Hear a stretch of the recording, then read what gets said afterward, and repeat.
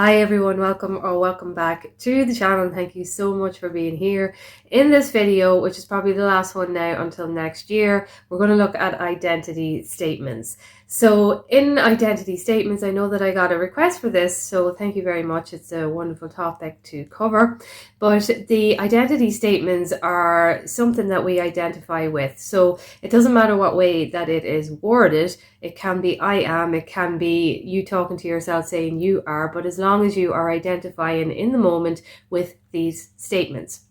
When we use identity statements, we are using them because we are identifying as the person who has what it is that we want.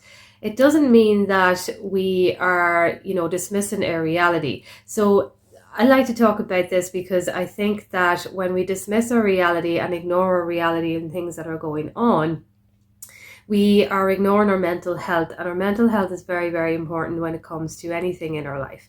Our mental health can deteriorate the moment that we decide to ignore things that are triggering us and not give ourselves the kind of understanding and compassion that we may need a bit of process to overcome whatever it is that is triggering us. So when we get triggered in anything that we're creating or manifesting, it's okay. Nothing that is going to actually stop whatever it is that we are creating. The only thing that actually stops it is when we stop ourselves. So what I mean by this is that you can have a day where everything is not going right, your thoughts are not aligned and your actions are not aligned, and you're getting triggered left, right and center. But it's what you do in those moments when you decide to yourself, are you going to stay there, or are you actually going to process what's going on and then move on and say, okay, that's the way it was, but this is the way that it's going to go. So that's kind of where the power is.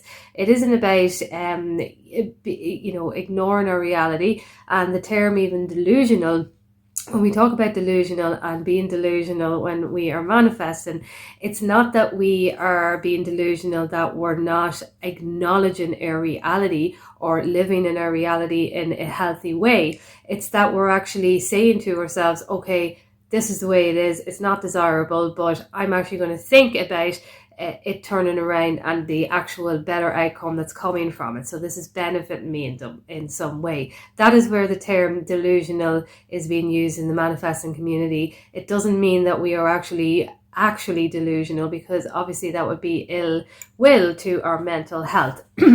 So with that being said, when we talk about identity statements then are important for us to grow and evolve into that kind of person. So when we're using identity statements over a period of even about a week or 2 weeks, our confidence starts to get better within that area of our life.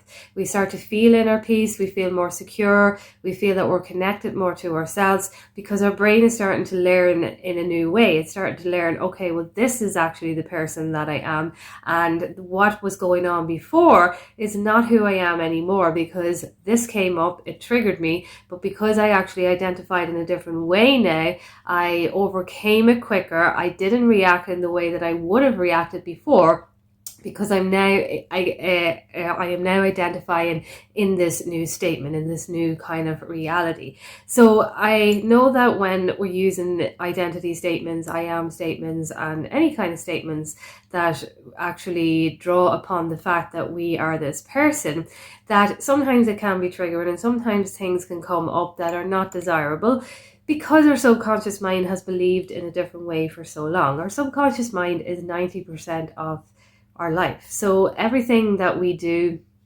and where we are, how we're emanating, our behaviors, our actions, our thoughts, even the whole environment that we're in, the frequency, everything that is kind of going on and in our reality is 90% of our mind is subconscious, and the 10% then is the conscious of being aware of it. So because our conscious mind is 10%, it means that we normally let our subconscious mind do all the work. So that is why when we become more conscious of what is going on in our reality, we're starting to reprogram the subconscious to do a different kind of mode of work. We become conscious that, okay, I actually don't like this part that is going on right here. So I'm going to actually think about it in a different way, show up in a different way, and I'm going to emanate from that kind of perspective.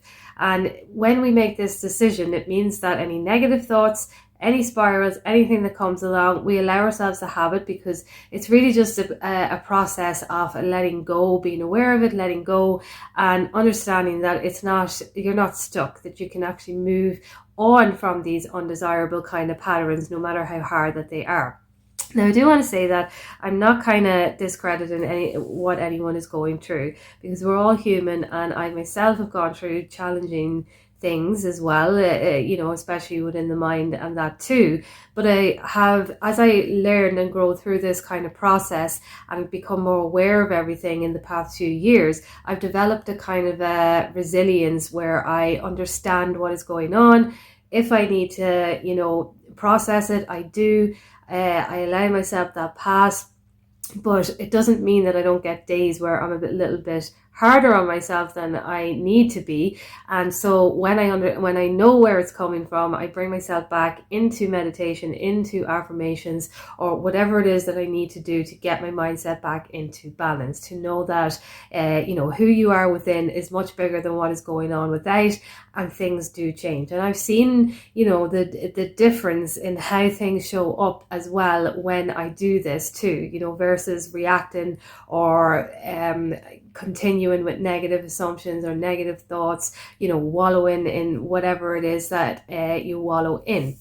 It does change. You are the actual creator. So when you actually identify what it is that you want to change, it will change over a period of time. So don't get into the kind of whole aspect of instant manifestation, because if everything was instant, then we wouldn't have a life to live. We'd be, there'd be nothing to do. So we want to be understanding that some things come quicker, some things maybe take a little bit longer, but everything comes at the exact time that it's supposed to come. So it doesn't matter about time, and it doesn't matter what you see right now, and the amount of time that it's meant to come to you. It will come as you continue to allow it, as you grow, as you learn, as you open your mind up more and your heart more to it, you attract it and draw it to you in that kind of way as well.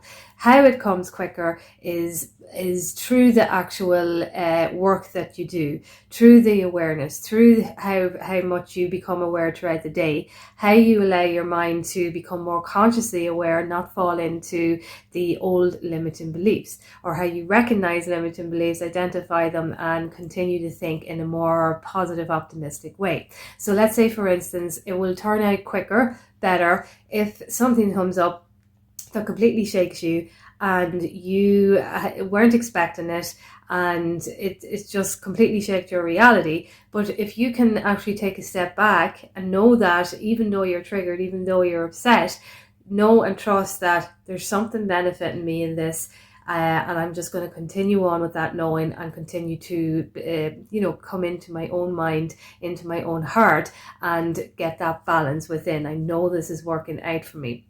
When you can get into that conviction, no matter what is going on, it will start to change. It does, it can change quicker because of that conviction as well too. So I just wanted to do a video on that, and I hope that this kind of covered the idea of identity statements, that identity statements are generally what you want to be using if you want to be this person that you are desiring to be, because the more you tell yourself that you are this person, the more that you subconsciously show up as that person to everybody else. Your behaviors, your actions, how you show up in your nervous system, people will feel more at ease and everything around you when you actually show up in this kind of desired way that you are wanting to show up.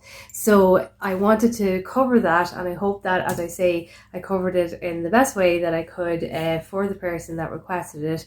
But until then, I will be making more videos, I suppose, over the Christmas. I will be taking a break over the Christmas, but until then, have a lovely Christmas, and I will chat to you soon.